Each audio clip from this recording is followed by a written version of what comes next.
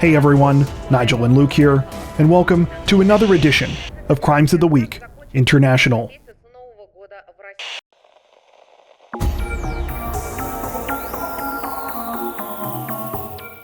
Authorities in the Thai province of Ratchaburi say that a man and his wife are facing numerous charges this week after they allegedly planned and carried out a brutal attack and robbery on his mother.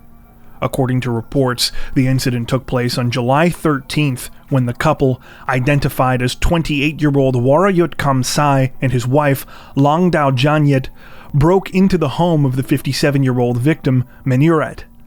After tying the terrified woman's arms and legs with electrical cord and covering her eyes with a cloth, they proceeded to ransack the home for valuables, managing to grab a gold necklace, a ring worth the equivalent of about $600 US, and approximately $90 in cash. Evidently not content with simply stealing from his mother, police alleged that on the way out, Warayut hit her in the head with a wooden pestle. You know, that little club thing that you use with a mortar to grind herbs and spices. Longdao also apparently tried to stab Menuret, though stopped when she pleaded for her life. The 57-year-old was forced to crawl out of the house after her attackers left to get help. Neighbors called emergency responders, and she was taken to a local hospital. Apparently, Warayut and Longdao were so confident that they would not be recognized because of the disguises they wore during the crime, that they went to visit Menuret in the hospital not long after. However, when they got there, she revealed that she knew it was them. She recognized the sound of her son's voice. Not only that, but the distinct smell of his laundry detergent, because among other things, she still washes his clothes. Warayut and Longdao were arrested 3 days after the robbery and have since been charged with assault causing bodily harm, theft, and other offenses. Despite ample CCTV evidence police say they obtained at the scene, both suspects still claim that they had nothing to do with the crime.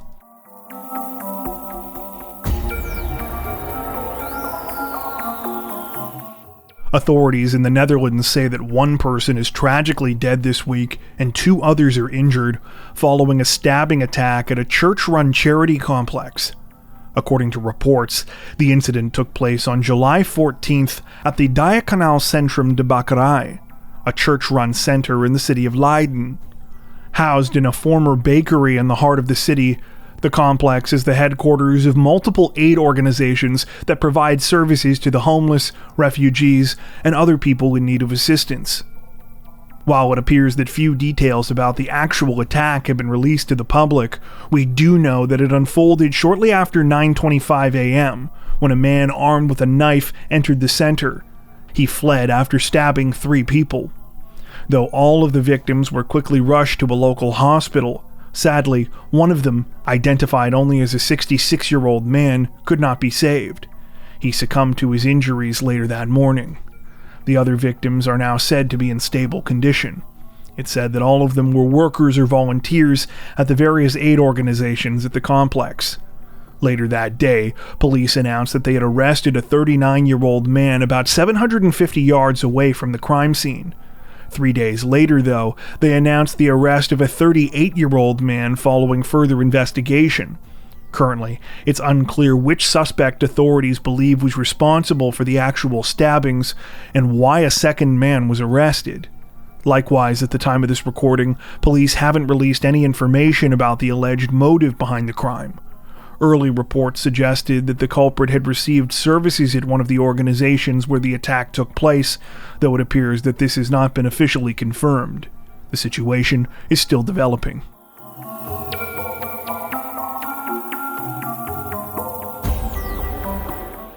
Representatives from London's Metropolitan Police say that a man is facing multiple murder charges this week after he allegedly killed 2 women that he knew more than a year apart.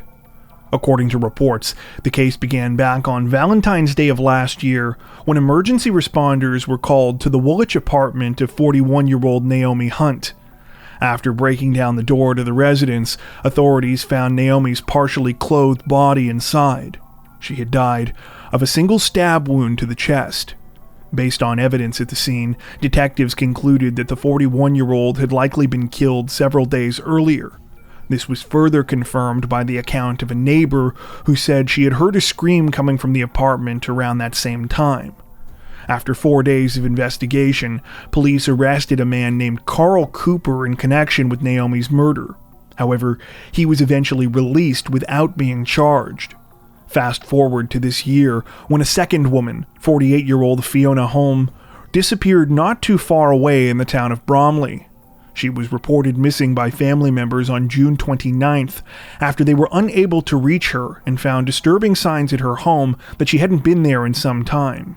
Expired food was found in the refrigerator, and laundry that had been left wet in her washing machine had molded. After some digging, police discovered that Fiona had last been seen at a local liquor store 9 days before she was reported missing. This was also the last time her bank account was used. Like Naomi Hunt, authorities say Fiona was an acquaintance of Carl Cooper. Though her body has not been found, her disappearance is now being treated as a murder. On July 11th, Cooper was rearrested and has now been charged with murder in connection with the deaths of both women. It remains to be seen what evidence police have tying him to both killings.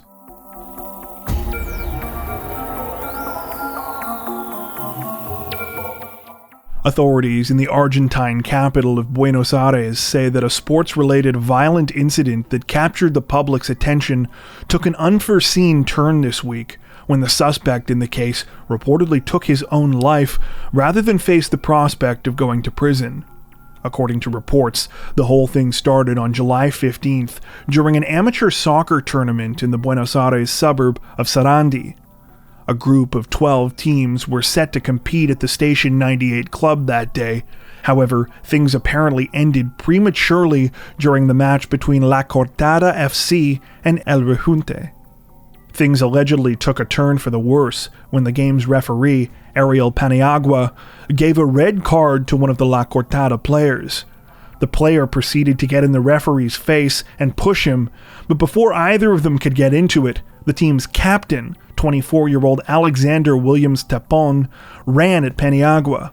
After punching him multiple times and forcing him to the ground, the 24-year-old finished by brutally kicking him in the head, a blow which knocked him unconscious. Paniagua was taken to a hospital where he was later discharged after treatment. Meanwhile, Tapon gave interviews to local media where he claimed that he had attacked the referee due to unfair treatment against his team throughout the match. He claimed that during the assault, he flew into a rage and didn't realize what he was doing. In an attempt to conceal his identity, Tapon told reporters his name was Dimitri. However, this was unsuccessful. Footage of the attack quickly went viral on social media, after which it was learned that Tapon had a history of violence during soccer matches. In fact, he had previously been kicked out of 2 other tournaments before playing in the one where he attacked Paniagua. The referee ended up going to police, and Tapon was charged with aggravated attempted homicide by treachery in the context of a sporting event, a crime that carries a potential sentence of up to 15 years in prison. While this is where many expected the story to end, things took a turn on July 17th when it was reported that Tapon was dead. He allegedly took his own life with a gun sometime after being informed of the charges against him. The 24-year-old's family have since accused the referee of blowing the incident out of proportion, citing interviews he gave to the media after the attack, questioning what would have happened to his children if he had died. Tapon's sister has gone as far as to accuse Paniagua of trying to extort her brother for 300,000 pesos, or roughly $1,100 US. She claims that the ref told him he wouldn't advance the case if he paid him off. However, at the time of this recording, these accusations are still under investigation by police.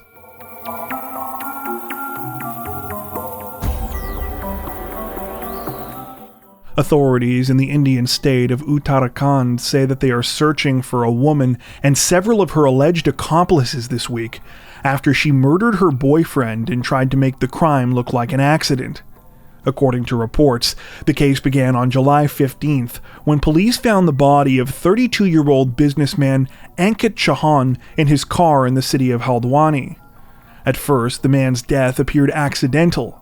The vehicle he was in was still running, and police discovered that carbon monoxide was coming out of the car's air conditioning vents. However, when officers took a closer look, they realized that something else was going on. There were 2 mysterious wounds to the back of the 32-year-old's legs. Further investigation revealed that these injuries were bites from a venomous snake. After doing some digging, detectives learned that at the time of his death, Ankit had been seeing a woman named Mahi Arya. Using CCTV footage and witness accounts, they were reportedly able to follow a trail of evidence that connected her with a snake charmer named Ramesh Nath. Under questioning, Nath allegedly confessed that he had been approached by Mahi for help murdering her boyfriend. She had said that she was tired of Ankit's constant interference in her life and she wanted him out of the way. Also, apparently, she now had a new boyfriend named Deep Kanpal. According to Nath, on July 14th, Mahi asked Ankit to come to her house where Kanpal and 2 others were also waiting. After giving Ankit a drink spiked with something to make him pass out, Nath brought a cobra in, which he had induced to bite the 32-year-old on his legs. Nath said he was paid 10,000 rupees, or about $120 US, for his services. At the time of this recording, investigators say that Nath has been arrested and remains in custody. They are still searching for Mahi and the other 4 suspects, who are currently on the run.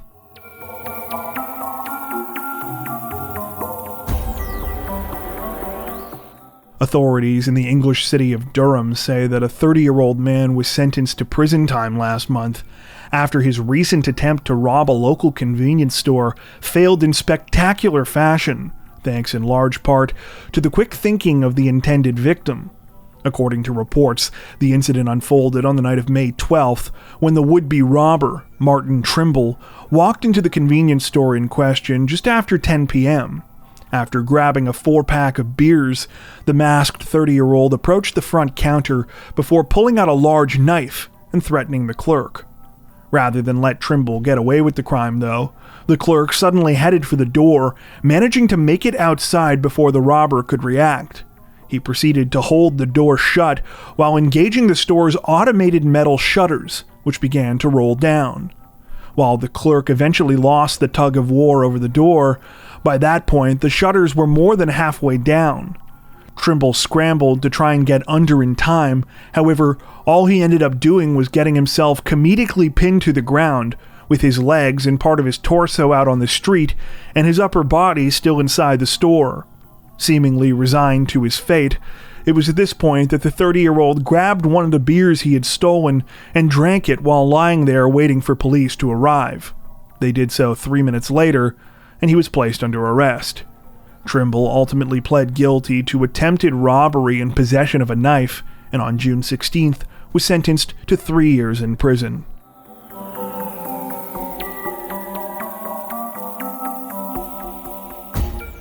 Authorities in Japan's Osaka prefecture say that a 33-year-old man will soon finally be facing justice nearly a year after he allegedly murdered his wife and young daughter and then fled the country.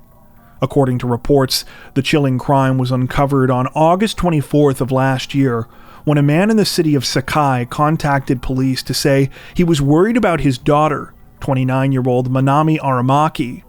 The man said that he hadn't been able to reach her for 2 days, which was extremely out of the ordinary. When officers went to conduct a welfare check, they encountered a horrifying scene. After entering Manami's apartment, they found her and her 3-year-old daughter Lily dead in a bedroom. Both had been stabbed numerous times. Since there were no signs of forced entry anywhere, police turned their attention to Manami's husband, 33-year-old Barbosa Anderson Robson, who was also Lily's father. Mysteriously, he was nowhere to be found. After carefully searching surveillance footage, investigators were able to track Robson's movements around the time of the crime. On the morning of August 21st, the day after they believed the murders had taken place, the 33-year-old was seen catching a train to Osaka before heading to Narita International Airport.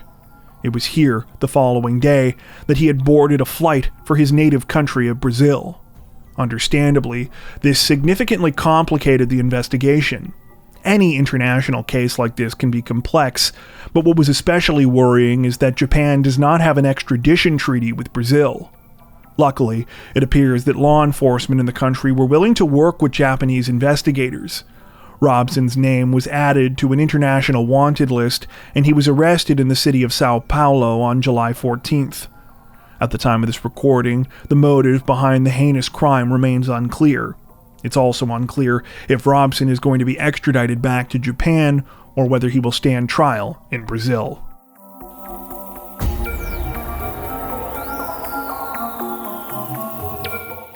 Authorities in Auckland, New Zealand say that 3 people are dead this week, including the gunman, following a terrifying shooting attack at a construction site.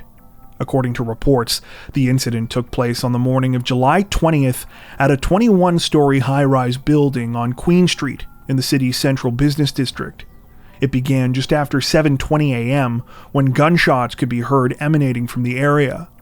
Authorities now say that the suspect, later identified as 24-year-old Matu Tangi Matua Reed, entered the building, which is under construction, armed with a pump-action shotgun. He proceeded to open fire on workers at the site, heading up the levels of the building as he did so. When police arrived at the scene, they also proceeded into the building, eventually coming face-to-face with Reed and exchanging gunfire. Sometime later, the 24-year-old was reportedly found dead after barricading himself in the building's elevator shaft. By the time the attack was over, 2 other people had been killed and at least 10 others had been injured. Those injuries reportedly range from moderate to critical, and it's said that police officers are among those who were wounded during the incident. At the time of this recording, though, the names of the victims have not been released. Since the shooting coincided with the start of the FIFA Women's World Cup, there were initially fears that the attack might have been connected. However, government officials have since come out and said that they have no reason to believe that this is the case. Instead, they say that the tragedy was likely the result of a workplace dispute. According to police, Reed had been working for a subcontracting company that hired workers for the construction project where the attack took place, but had been fired the day before. It has also been reported that the 24-year-old was serving an active sentence for a domestic violence-related incident, but had been given an exemption from house arrest to work at the site. Authorities say that they are still investigating how Reed came to be in possession of the weapon used in the attack, which he did not have a permit for. Before we wrap up, we'd like to take a second to give a huge shout out to everyone who has made it this far into the video. Seriously, thank you so much for watching. If you found today's upload interesting and informative, we'd be honored if you consider liking and subscribing, as well as hitting the notification bell and selecting all notifications to stay up to date with our latest releases. If you're looking for additional ways to help support the channel, we'd love to have you join us over on Patreon. Patrons get ad-free and early access to all of our content, as well as 4 additional stories per week for each of our Crimes of the Week and Crimes of the Week International videos. You can learn more at patreon.com/crimezone, where you'll also find some of the fine folks whose names are currently on screen. All that being said, we understand that not everyone has the means to support financially, and that's totally okay. We appreciate every like, sub, share, and comment that you send our way. Once again, thanks so much, everyone, and take care.